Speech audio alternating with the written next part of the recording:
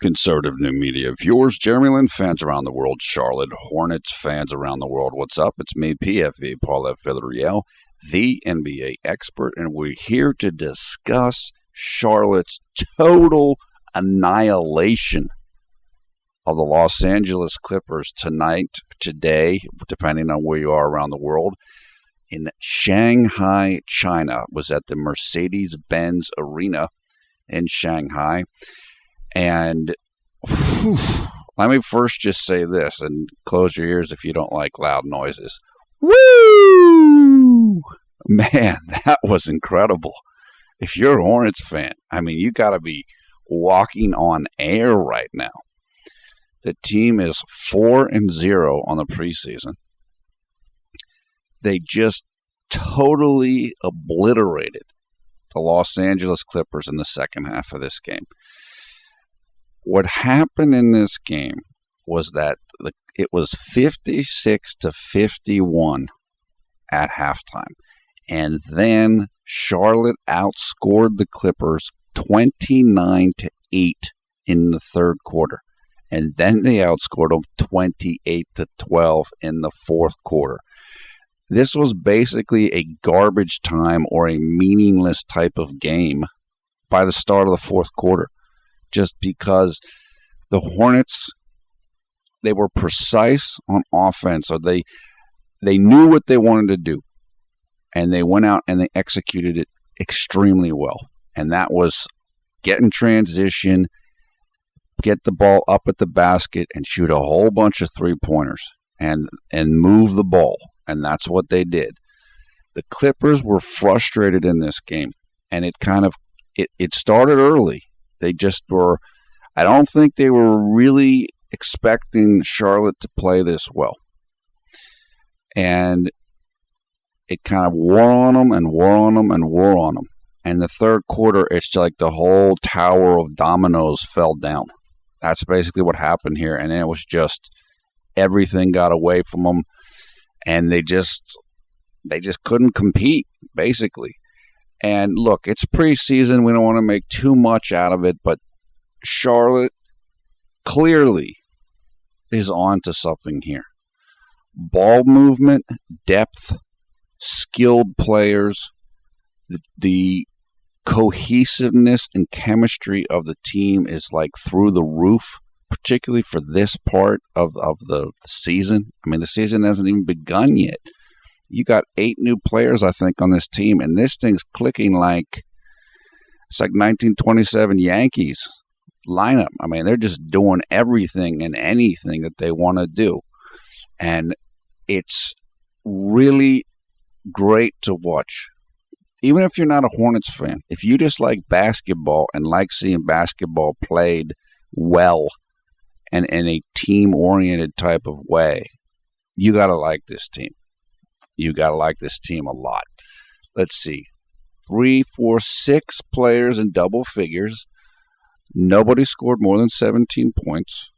And that was Al Jefferson with 17 points and 6 rebounds. Shot distribution, ball movement, 25 assists out of 35 field goals made. The primary reason, statistically, why the Hornets won this game. I mentioned earlier just kind of the overview of why they won, but now statistically the reason why they won this game is because they hit 14 out of 25 three-pointers for 56%, and the Clippers hit 4 out of 23 three-pointers for 17%. So Charlotte converted 10 more three-pointers in this game than the Clippers did. That's a difference of 30 points, and that gives you kind of an idea of how this got to be a 42-point spread as the ending score was. J-Lin started out this game extremely hot. He scored the first 10 points of the game for the Hornets, and they ran at least one, maybe 2 plays for him. Like they specifically wanted to get him going in this game. And that's nice to see. It's a nice gesture by the team, knowing that Jeremy's playing in the land of his grandparents.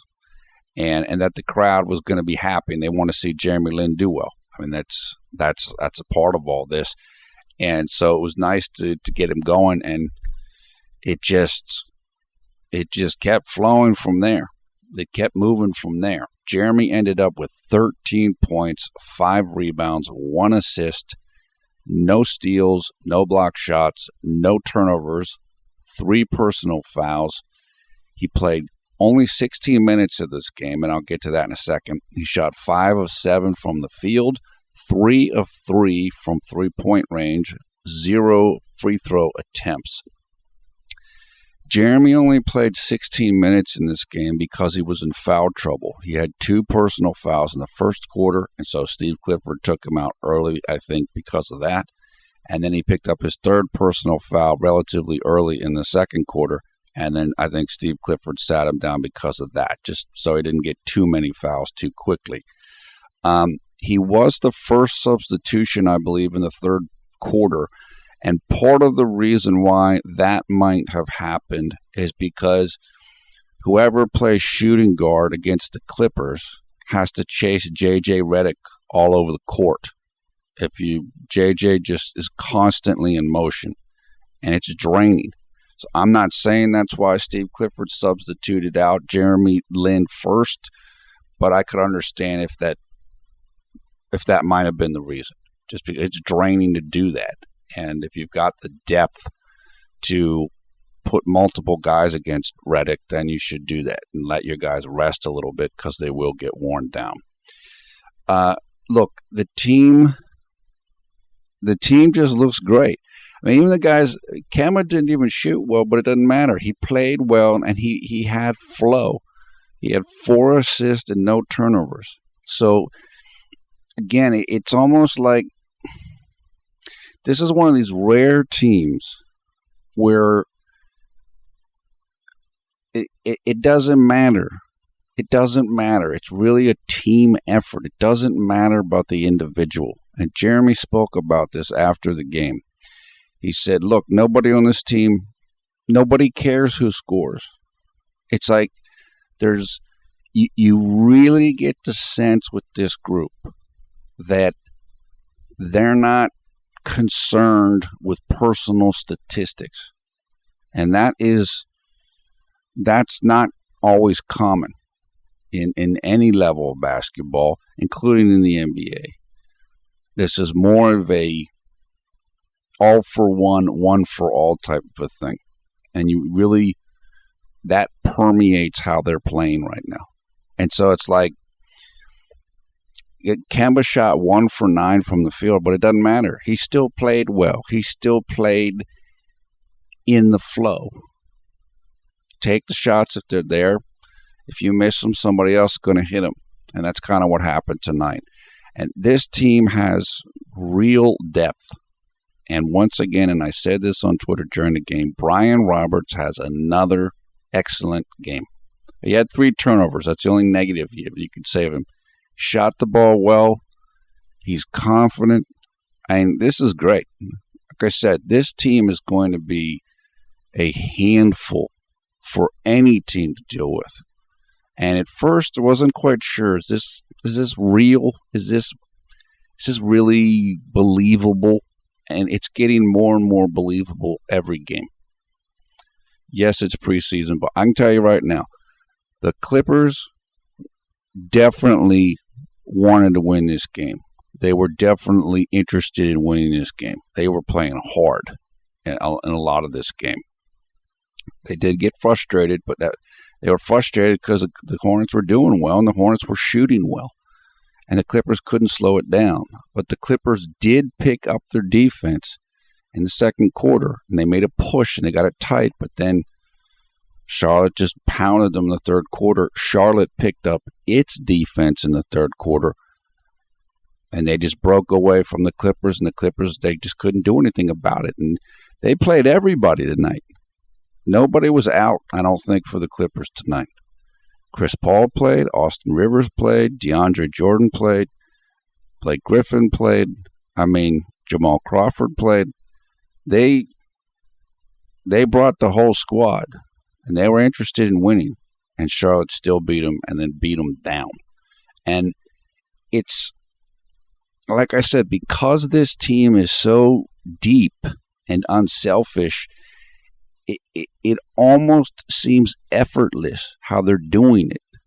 Like, you don't have to go to one or two superstars and just keep feeding them the ball. It's everywhere. It's from all positions. It's every guy coming off the bench who can hurt you. And one of the announcers said that during the game. He said, look, even when Charlotte goes to its bench, they can still continue with their philosophy on offense because the guys have the skill to do it, meaning everybody can shoot. Everybody can make plays. Everybody's unselfish. And I mentioned this in one of the other recent videos. Now you see, we understand better now why they wanted Frank Kaminsky so badly. He played solidly in this game. 6 points and 3 rebounds. But it's because of his ability to shoot the ball from the outside. Charlotte is revamping their offensive approach. They want to be a team that can have a stretch 4, have a stretch 5, have big men that can shoot and open up space. And that's why they wanted Frank Kaminsky. Really, I mean, he's like the perfect big man for the modern NBA. He's a huge guy. I mean, he's legitimately 6'11" in his bare feet, but he can go out and hit the three-pointer, and he can score inside. It's just perfect for what Charlotte's trying to do, and they're the overhaul that they've done to their roster, they just started it, but it's just incredible how successful it is right now. And all of this is happening without Michael Kidd-Gilchrist. It's honestly, it's like, it's unbelievable. It's almost leaves me speechless how good it is right now. Now, there's going to be tough nights. It's going to be nights where they're missing three-pointers, but this team they really like each other. There's a real chemistry there. And so I think that chemistry is going to be able to sustain them even during the difficult times. When the tough times come, I don't think this team's going to fold because they like each other. They're not looking to point the fingers at one another in a negative way. And I said it on Twitter to someone. I don't know how far this team can go. Of course, they just need to make the playoffs. This looks like it could be the start of something really special as a unit. And if you're a Hornets fan, you got to be excited about that. This team looks like nobody thought it was going to look this good this quick. Nobody. Not the coach, not anybody. And this is kind of exceeding all expectations right now. Now, I believe the team will be traveling back to the United States, I think tomorrow. I think on Thursday, U.S. time or whatever. I guess actually, well, yeah, it's almost midnight there right now, going from Wednesday to Thursday in China. I'm making this video. It's 11:41 a.m. here on Wednesday, October 14th, which means it's 11:41 p.m. in China. So I think Thursday they will be leaving from China to come back home, and it's got to happen quick because Charlotte's got another preseason game on Saturday. So I'm really impressed, and I'm really was taken with listening to Coach Clifford and Jeremy after the game. They were both interviewed live in Shanghai, and it was carried on NBA TV. Coach Clifford said that he is certainly going to look at the possibility of continuing to start Jeremy Lin. Clearly, it worked well tonight, although they're 3-0 without starting Jeremy Lin, so there's that too. But Jeremy can work with the starting unit. I think that's clear. Although I will say this, and I know it's been something that might strike some Jeremy Lin fans the wrong way because I think it's been used in the past to kind of justify demoting Jeremy. There's a chance, in my opinion, that Jeremy might be needed for the second unit of this team, just to keep it powerful. However, if Brian Roberts plays like this, then that might not be the case. That might not be the case. But if there's a dip in Brian Roberts, or even if there's somewhat of a dip in Jeremy Lamb, then I think there is a very real chance that the team might consider using Jeremy Lin as the sixth man so that the second unit stays in top shape. Because one of the things that this team is going to do, and I mentioned it or alluded to it earlier, they're going to wear you down. They're going to hit you in waves, and there's no let up. There's not a lot of regression when you go from the first unit to the second unit. Well, that's difficult if you're the opponent. Usually the second unit is somewhat worse or a lot worse than the first unit is. But when you have a team like this with this much balance and this much talent, it's just hard to deal with. I've mentioned it before. It's just like the Warriors. The first unit wipes you out, and the second unit wipes you out too. So there's no break. You get no rest from the offensive attack, and I do think I could see a scenario in which Jeremy Lin plays as a sixth man and plays with the second unit just to keep that the case. It doesn't matter to me. I'm a Jeremy Lin fan. I hope he starts. I'm not saying what I hope or anything like this. I'm just telling you that I could see a scenario where that plays out. We'll see. I think there's also a very good chance that he does start because it works. It worked great tonight. That's for sure. So a thrilling and comprehensive victory. Now, what was said after the game? As I mentioned, Coach Clifford said that he will consider keeping Jeremy Lin in the starting lineup. He said we're going to use the final 4 games of preseason to keep experimenting with the lineups and starters and units and just kind of to see what works. And that makes perfect sense to me. I can understand exactly why I would say that. Also, he said that he's very happy with the ball movement of the team at this point in the season. And that means usually to get this good of ball movement, it takes longer in the season. And it's kind of surprising to him that it's this good, this quick.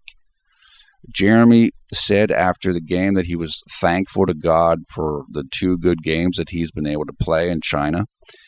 He clearly appreciates this situation. It was clear from what he said and the way that he said it that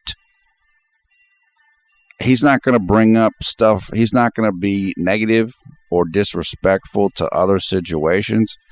But from what his words were, I could tell that it's kind of a contrast between this circumstance and other circumstances he had. When he said, honestly, nobody cares who scores on this team. When he said how unselfish the team is and that the culture that Steve Clifford has created has made it so that the team can come together this quickly, because he was asked, I think, are you surprised at how quickly the teams come together? And he's like, yeah, actually I am. And it's almost like I got the sense from Jeremy that he was like a boat out in the ocean, and now he's finally come to land. He's finally struck land after these 3 years out in the ocean, adrift. And now he knows and feels that he's in a situation that's different. with a coach that understands, with a coach that runs a tight ship. You got to be unselfish. You got to play the right way. You're going to be accountable no matter who you are. And teammates who buy into that. Teammates who don't care how much they score. Teammates who don't care or aren't going to complain if they're not getting the ball a certain amount. They just want the team to win and the team to succeed. And Jeremy made a point to say that, as he said before this preseason, it's a team of high-character individuals. These are good guys. These aren't guys that, whatever, getting into trouble and doing this or that. And that matters. And you have all of these like-minded individuals who are focused on the kind of the common good rather than the individual good. And now you're seeing the results of that. And it's, like I said, I'm just so impressed with this team. I wasn't sure. I really have had doubts about how good this team can be on defense, particularly without Michael Kidd-Gilchrist. I'll tell you what, they played some phenomenal defense in the second half of this game. They locked the Clippers down in the third quarter, and Jeremy was right there. He did a terrific job against J.J. Redick. He did a terrific job challenging shots of his own man and other men that are not his assignment, but just running out and doing help defense, and makes a big difference. And like I said, it's much easier when you feel rewarded for doing the right things. And now I think Jeremy's has the coach, has the teammates where he's going to get positive reinforcement for playing the right way. And like I said, when he spoke after the game, I got a sense of relief from him. Finally, I'm out of the adrift in the ocean, and I've finally struck land after all this turmoil. And look, Jeremy's, as I said in the last video, he's improved. He's improved his skills. And I think he's more mature now. He's more polished now. His mind is clearer. Look, remember, if you're a Jeremy Lin fan, the times in Houston, and he can't sleep and he can't eat and he's crying between games and he's crying. He's down on himself, and last year was tough and he felt down. Now it's like all of those hardships are starting to pay off now. Jeremy's tougher now. That's the way I want to say it. He's mentally tougher now. He has grown and learned from those things, and it's like, now we got it. The caterpillar has become the butterfly, or is becoming the butterfly, and you can see it. You can see the confidence in him. The situation's right where he can kind of do his thing and not feel constrained or held back. And it's amazing to watch. It's amazing for the team, and it's amazing for Jeremy. Jeremy's got a lot of confidence right now. His jump shot looks good. His body language looks good. Everything's rolling. I mean, it couldn't be better. And it's gonna be. I'm extremely excited for this season. We've got like 2 weeks until the regular season begins or something, but we still got 4 more preseason games to go, and hopefully the team can kind of sharpen up even more through then. But this is, if you're a Jeremy Lin fan, this is what you've been waiting for since New York, and New York with Mike D'Antoni, as opposed to New York with Mike Woodson. Nothing against Mike Woodson, but that was a different situation, I think, than the Mike D'Antoni. So it's been a long couple of years, but now we're getting there. Now we're getting there.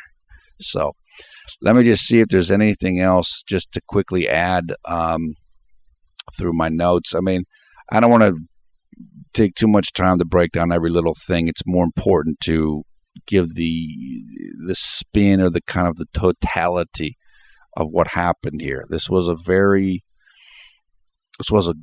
an exceptional game, and we see the clear trend with the team, and also we see could see the sincerity and the depth of Jeremy's feelings in what he said after the game. I think he realizes that he's found something, and that he's thankful about it, and then he feels fortunate with it. Also, I said Jeremy's more confident and such. He's also getting more patient. His game is maturing.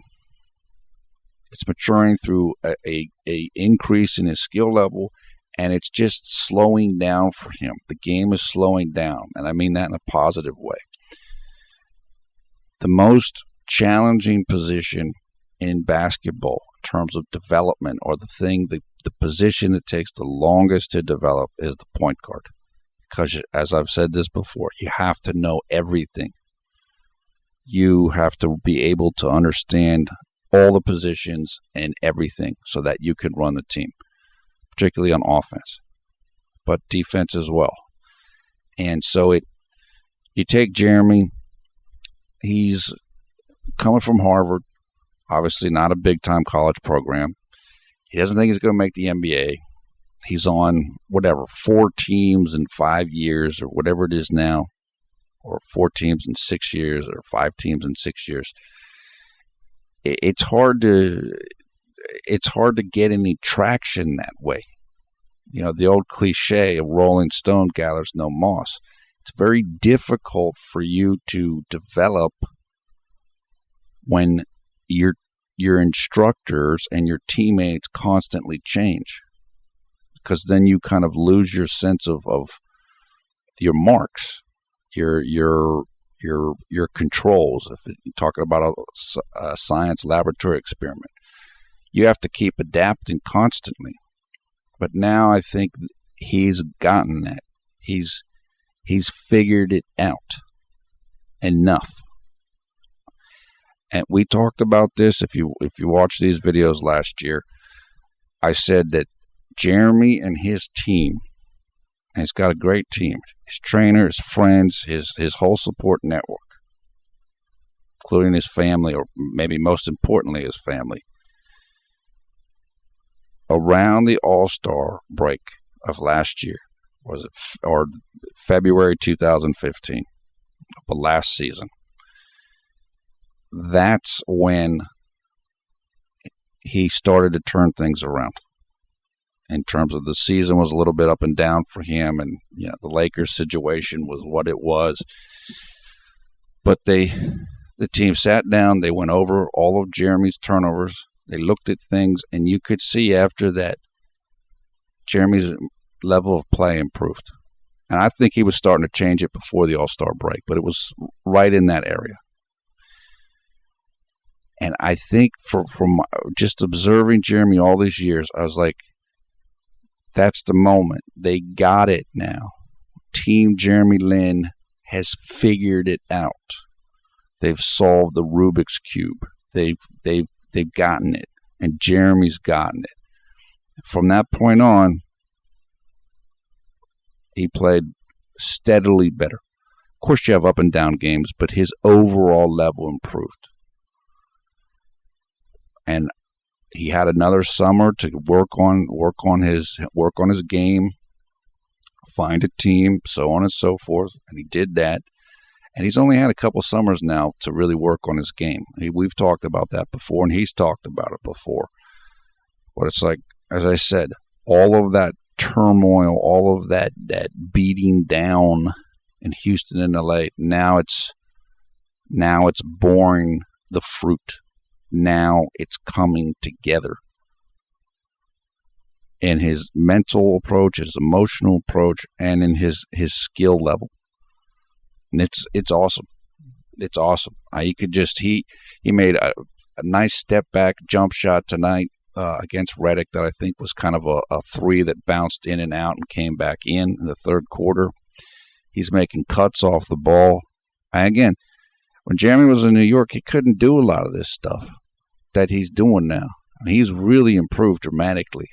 And I think now he knows that, and I think he knows how to do it. I think he's figured out what he has to do and how to accomplish it. And Jeremy's naturally a very confident person. That's his nature. And so it's kind of the chain reaction where it can start feeding on itself now. He's feeling good. He's doing well. That makes him feel even better. Then he can do even better. This is it. You get the sense now with Jeremy that he's like a bundle of energy waiting to be unleashed. And in the past, it wasn't totally under control. Like the turnovers and this and that. Now it's more under control. Now it's like a focused energy.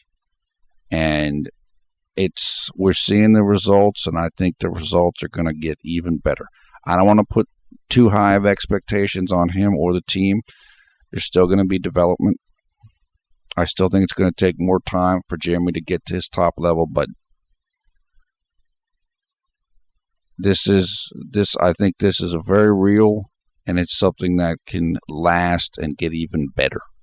So that's it. I'm not going to take time to do the quarter by quarter because I don't want to drag down the video too much. But look, a terrific performance by the team and by Jeremy. We will work to get you information for video highlights in the video description below the video player, so you can check those out. The game will be replayed on NBA TV late tonight, so it's late Wednesday night here in the United States, or early Thursday at 1 a.m. Eastern Time. So 1 a.m. Wednesday overnight or super early on Thursday here in the United States. If you have a chance to watch it, definitely want to watch it. It's a fun game. If you're a Hornets fan or you're a Jeremy Lin fan, I would certainly recommend watching it. So that's it. That's all I have to say. I'm just blown away. I didn't think things could be this good this quick, and it's amazing. And I think the Hornets have they've got lightning in a bottle here. They've got something going here. Hopefully they can just keep it going and keep it moving, and hopefully they'll stay healthy from here on forward. And I think this is extremely promising and everything that we've seen here. So that is it for now. Thumbs up, thumbs down. Your comments below. Again, we'll work to get the highlights in the video description below the video player, so you can come and check that out.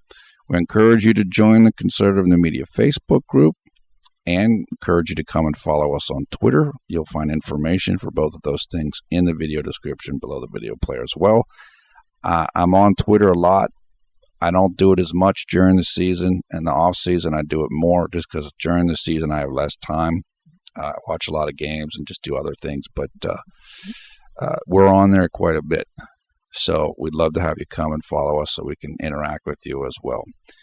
Again, I am PFE Paul Fideriel, the NBA expert. Thanks a lot for watching Conservative New Media. We strive to be the #1 Jeremy Lin YouTube fan channel.